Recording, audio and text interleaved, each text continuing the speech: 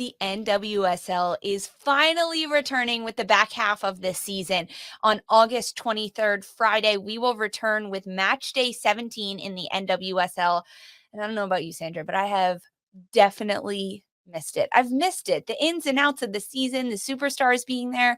The Summer Cup was fun and all, but I'm ready to get back to the records that are being broken, the really exciting undefeated run that Orlando Pride is going on. Is Kansas City going to continue to find multiple goal scorers? So let's talk about it. What are we most excited for post Olympics in the regular programming of this Attacking Third show, but more so regular programming of football, especially in the NWSL? What are you watching out for over the next couple of weeks? There's so much good stuff. I think as we're kind of like saying goodbye to the Olympics, but hopping back into NWSL, it's a nice little refresher that we're doing this because there's so many really good storylines to follow. I think all eyes are going to be on Orlando to see if this maybe disrupts what they were building towards over the course of the first half of the season. Looking unstoppable, incredible players, Banda averaging nearly a goal a game at this point. Are they going to have enough for the playoff push to not only continue to stay at the top of the standings, but win a shield, potentially go on and win a championship? I think a lot of eyeballs are going to be on that, mine included. And I just, I do wonder, as many great things that we're talking about the Olympics, how something like that, a break in the season, or maybe playing in a Summer Cup crossover with Liga MX Femenil is something that could be considered disruptive, but we won't know until we know. I think maybe that first week back, or maybe even two, might have a little bit of a feeling of folks trying to get familiar with each other again and see if they can pick up on that chemistry that they had before the break happened. So I think all of that exciting stuff is also, is naturally what we're going to keep an eye on. But I think all the things, in between that as well, like how they'll look on the pitch. Will there be a feeling or a layer of like preseason rust that needs to be, kicked off? We'll see. I think there's going to be plenty of teams that we watch making a playoff push, but there's something to be said about maybe the top teams at the table, whether it's Orlando and Kansas City. Will they keep jockeying for position all the way down the stretch? Yeah, the top of the table, of course, but we have expanded playoffs this year in Oh, the NWSL for the first time. So it's really like 10 through 8, those spots, or 10 through 7 that are going to be playing spoiler, who's going to sneak into the playoffs. That's really what I'm excited for. We're not quite there yet. We have a couple more weeks until we're truly talking like playoff push, who's going to squeak in, who's going to play spoiler. You mentioned Orlando Pride. They're on a 17-match unbeaten run right now. And can they keep that up? How long can they keep that up? You think about like Bayern Leverkusen last season and the incredible feat that they went on with the players returning from the Olympics for not just Orlando, but any of these teams. How does that change how the clubs play, right? Because these players are coming back with medals, a lot of them, 27 of them, and they have a different mindset now. Are they going to be elevated? Are they going to have that national team rub, that gold medal rub from the US players to elevate their game?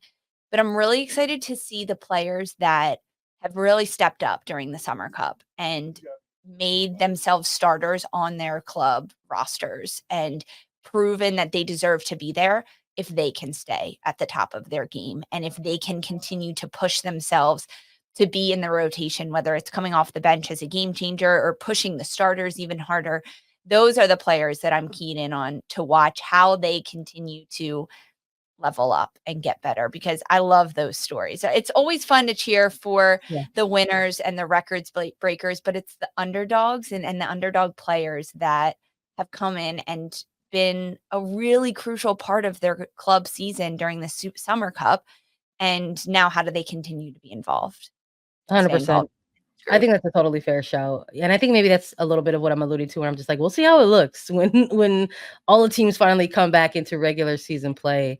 I think they have a little bit of responsibility, that they're going to have to maybe step in some areas. Because I mean, look, the Olympics are such a gauntlet, right? We're talking a ton of games, quick succession, and depending on where specific teammates may have ended up, over the course of the Olympic Games might come into play in terms of their return to play and how quickly that looks. So like if you're one of these teams that ended up making it to a medal match or the gold medal match specifically, maybe you're not playing right away, in this first weekend home. It's been typically when players have come back from major tournaments, they take a little while to get back into play. So hopefully what we saw during summer camp, we might see a little bit of continuity there.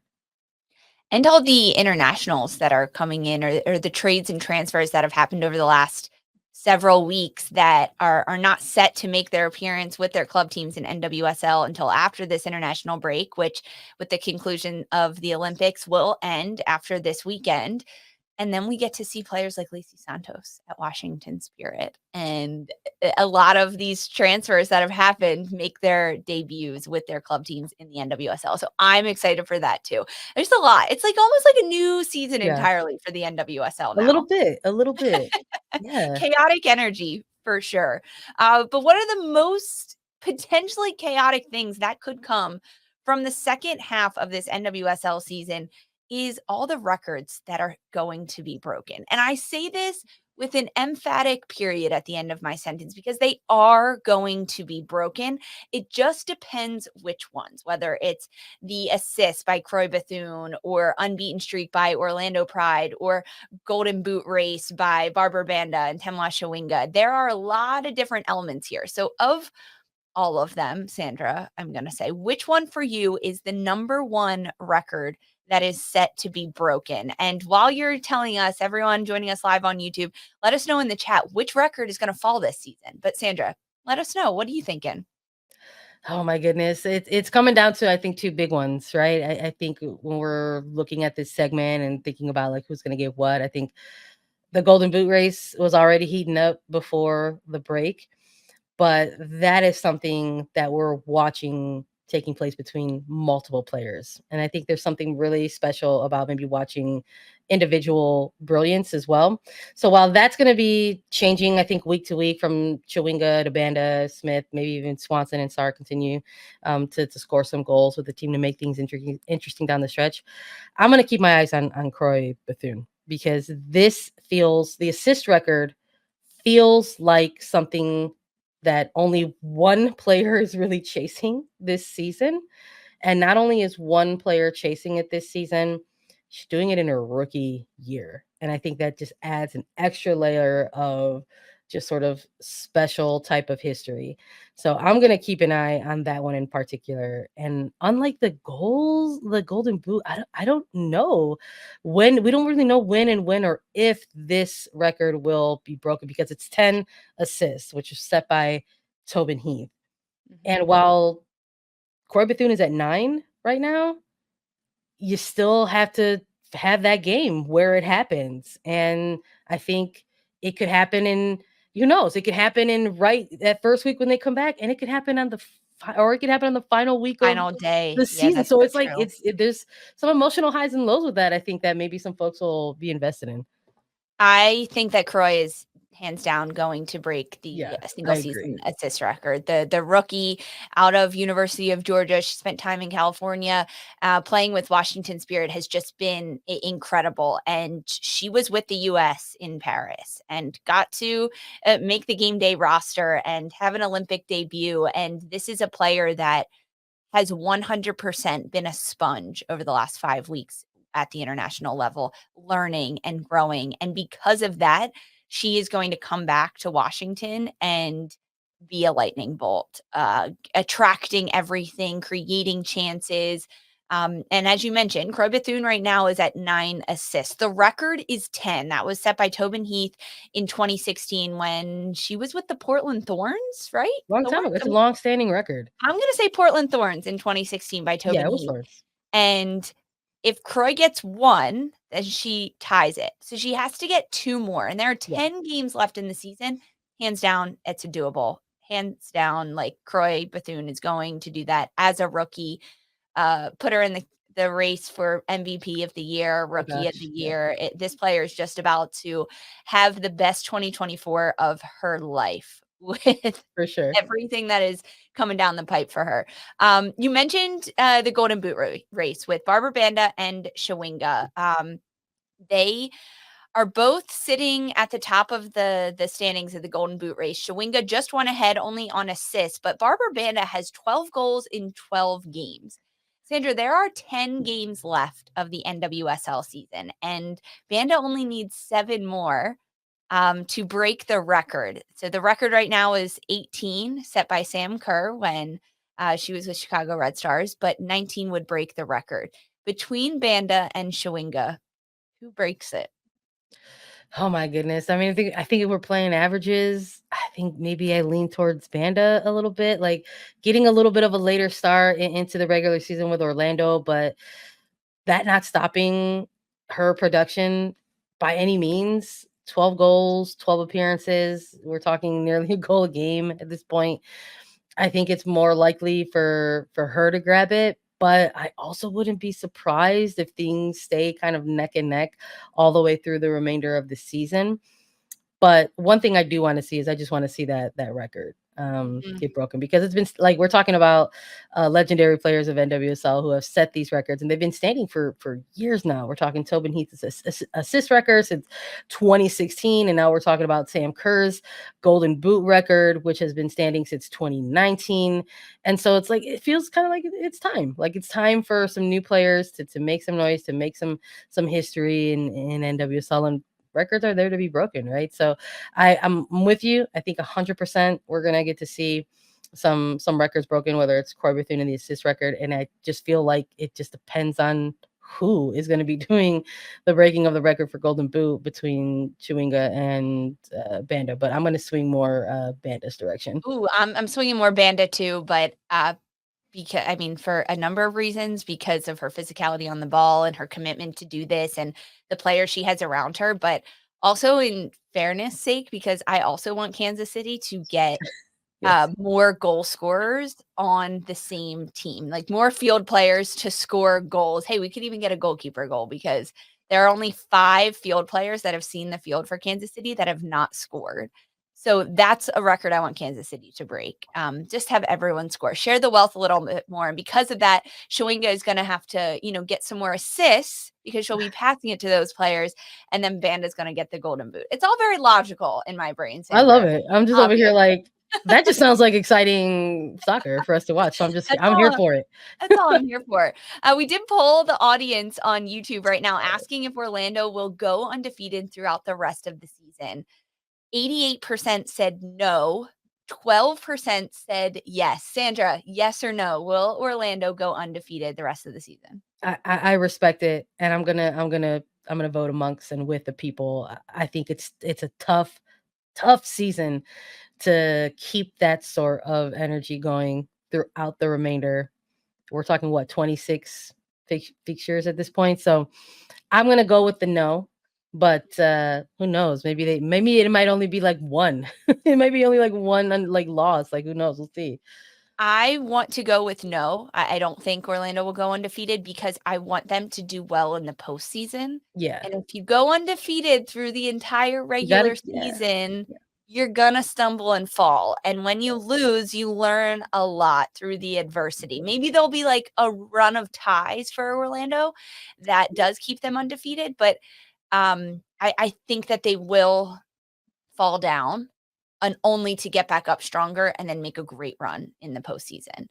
During this summer, we had the NWSL Liga MX Summer Cup crossover tournament, the inaugural one that happened. And ultimately, it's Kansas City Current and Gotham FC advancing out of their group through the semifinals. And they will play in the Summer Cup final on October 25th in San Antonio, Texas. Sandra, when you look at this tournament, this was an opportunity for coaches to continue to develop their style, the foundation of which they wanted to play football, get some national team replacement players in, some younger players time. We saw the return of forward Kristen Press at Angel City. So when you look at the Summer Cup tournament over the last few weeks, which team benefited the most from this inaugural tournament? Oh my goodness, it's a toss up for me, honestly. It's got to be either Gotham or the Courage at this point. I lean for those two because we saw the Courage kind of take a little bit of a stumble in their form, kind of in the mid part of that first half of the season, but they closed out going into the Summer Cup on really good form. And I think for all of the reasons that you've already mentioned in terms of the importance of having these type of competitions for bench depth and for players to get that experience, there's a reason why there's a roster that you rate as a coaching staff. Like you have your ideal starters, your preferred lineup, and then you have your depth players. So you're like, okay, you're our fourth forward. Like that's where you're going to be, and we see this as your responsibility. And now you're in Summer Cup, maybe getting those opportunities. And I think if you are a team that is trying to continue to stay within that upper half of the table, you want to have the depth of your bench really, really, really informed going into this second half of the season with the playoff push. And if you're Gotham, who we saw really riding waves of momentum, I mean, bullying their way back up into the top of the table, my goodness, I think they're just going to be even more dangerous coming out of this Olympic break and the Summer Cup. And they're going to need those players because they had some of the most club representation across medal winning teams in the Olympics. So they are going to have to rely a little bit on some of those depth players that we got to see throughout the Summer Cup. Sandra, that is absolutely on the same page as me. Gotham FC had the best summer in terms of how they were able to respond with missing so many players gone at the Olympics and ultimately winning medals. But Kansas City, yes, they've made it all the way to the Summer Cup final, but they really didn't lose a lot of their roster. It looked relatively the same from regular season into the Summer Cup, whereas Gotham was without their goalkeeper. They were without a lot of their back line with Sonnet and Davidson. There was just so many different pieces missing for Gotham where they had to adapt and overcome in order to move forward. And they did that, making it all the way to the final. I like your honorable mention shout for North Carolina too, because I wanted them to go all the way. I predicted that they were going to win the whole thing.